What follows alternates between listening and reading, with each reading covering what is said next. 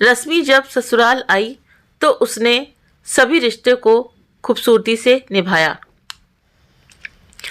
पति के साथ दूसरे शहर में रहने के बावजूद वो सबके जन्मदिन पर सबसे पहले फ़ोन करती। चाहे किसी का जन्मदिन हो या कोई और फंक्शन, सबको सेलिब्रेट करने में हमेशा बढ़ चढ़ 10 कदम काम करती। उनको सबके जन्मदिन से लेकर सालगिरह तक सब याद रहता और सबको सबसे पहले मुबारकबाद भी वही देती।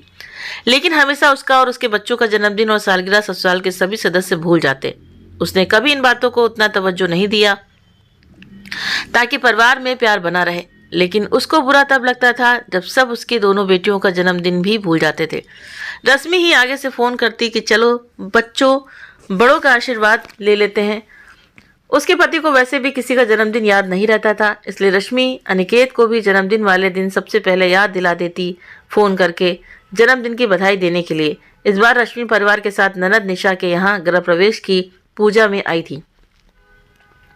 निशा ने अपने बेटे के जन्मदिन के दिन ही नए घर के गृह प्रवेश की पूजा भी रखी थी। उन्होंने सबको बुलाया था। पूरा प्रोग्राम अच्छे से हुआ, सब कुछ अच्छे से बीत गया। अगले दिन दोपहर के खाने के बाद रश्मि अपनी बेटी के लिए पानी लेने रसोई में गई तो उसने सास और ननद को बात करते सुना। माँ भाभी कब तक रुकने वाली हैं, क्योंकि कल तो उनका जन्मदिन भी है, वरना मनाना पड़ेगा। ननद ने कहा नहीं, कल की फ्लाइट है और कौन सा ज़रूरी जन्मदिन, तू तो अपना दामाद जी का और मेरे नातियों का ध्यान दे बस। वैसे भी अभी इतना सब खर्च किया, फालतू के खर्चे की कोई ज़रूरत नहीं। रश्मि को अपने कानों पर भरोसा नहीं हो रहा था कि जिस परिवार के लिए वो इतना कुछ करती है वही परिवार उसके जन्मदिन को लेकर ऐसी सोच रखता है। उसने ये बात जब अपने अनिकेत से कही तो वो उस पर ही भड़क कर कहने लगे, अच्छा तो अब तुम बदला लेना चाहती हो, अब तुम एक जन्मदिन के लिए घर में झगड़े करोगी। नहीं याद रहा तो नहीं याद रहा, इसमें क्या इतना सोचना। किसी ने तुमसे कहा क्या कभी कि मेरा जन्मदिन याद रखना ज़रूरी है। रश्मि समझ चुकी थी कि अब किसी से कुछ बोलकर कोई फ़ायदा नहीं, सब उसको ही झूठा और बुरा साबित कर देंगे। अगले दिन रश्मि फ्लाइट से कुछ घंटों में घर पहुंच गई। सबने उसके जन्मदिन की बधाई दी, लेकिन ससुराल की तरफ से किसी का भी फ़ोन नहीं आया। 3 महीने बाद ही दोनों नंदोई और एक ननद का जन्मदिन आने वाला था। रश्मि को याद था, लेकिन इस बार उसने ठान रखी थी कि अब वो भी जैसे को तैसा वाला सबक सिखाकर ही रहेगी। उसने तीनों में से किसी को भी फ़ोन नहीं किया, ना ही अनिकेत को याद कराया। सबका गुस्सा साथ में आसमान पर था।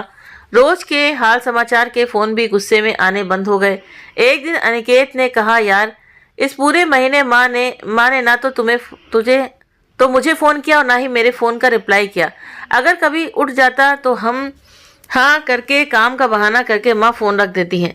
रश्मि को पता था कि उनकी नाराज़गी उनके बेटी दामाद के जन्मदिन की शुभकामनाएं ना देने के कारण है, लेकिन उसने अनिकेत के सामने अनजान बनने का नाटक करते हुए कहा, अनिकेत इसमें इतना क्या सोच रहे हो, कहीं बिजी होंगी इसीलिए नहीं किया होगा, या कोई मेहमान आ जाता होगा तो रख देती होंगी। कुछ महीनों बाद बड़ी ननद का जन्मदिन था, जिसे रश्मि की सास सबसे ज़्यादा प्यार करती थी। इस बार उसके जन्मदिन पर जब उनको रश्मि ने फ़ोन नहीं किया तो उनके गुस्से का गुब्बारा फूट गया। शाम को रश्मि की सास ने फ़ोन किया। फ़ोन अनिकेत ने उठाया क्योंकि रश्मि रसोई के काम में व्यस्त थी। अनिकेत फ़ोन स्पीकर पर करके रश्मि के पास फ़ोन रख के चला गया, क्योंकि उसके फ़ोन पर उसके दोस्त का फ़ोन आया हुआ था। रश्मि ने कहा, प्रणाम माँ जी। उधर से रश्मि की सास ने कहा, ये सब फॉर्मेलिटी छोड़ो, पहले ये बताओ कि तुमने अपनी नंदोई को जन्मदिन की बधाई क्यों नहीं दी। ये क्या तरीका होता है रिश्ते निभाने का। और अनिकेत ने भी फ़ोन नहीं किया। ओ माँ जी, मैं तो भूल ही गई थी, मुझे तो याद ही नहीं रहा कि जन्मदिन भी था। आप तो जानती हैं कि 2 बच्चों के साथ कितना काम बढ़ जाता है, उनके आगे कुछ याद ही नहीं रह पाता। अनिकेत को तो याद रखना चाहिए था, लेकिन वो कैसे भूल गए पता नहीं। आप तो कहती हैं कि अनिकेत को सब याद रहता है। बहू, क्या सच में तुम्हारी याददाश्त कमज़ोर हो गई है? तो बादाम खाओ, ये सब बहानेबाजी बंद करो, समझी। 10 साल हो जाएंगे कल तुमको इस घर में आए और तुमको याद ही नहीं रहा। ससुराल के प्रति भी तुम्हारे कुछ फ़र्ज हैं, उन्हें भी याद रखा करो तो अच्छा होगा। अब चली माफ़ी मांगो, चलो माफ़ी मांगो। सब कॉन्फ्रेंस कॉल पर फ़ोन पर ही हैं। माँ जी, मैं किसी से भी माफ़ी नहीं मांगूंगी। मेरा जन्मदिन, यहाँ तक कि मेरी बेटियों का जन्मदिन तो हर साल ही सब भूल जाते हैं।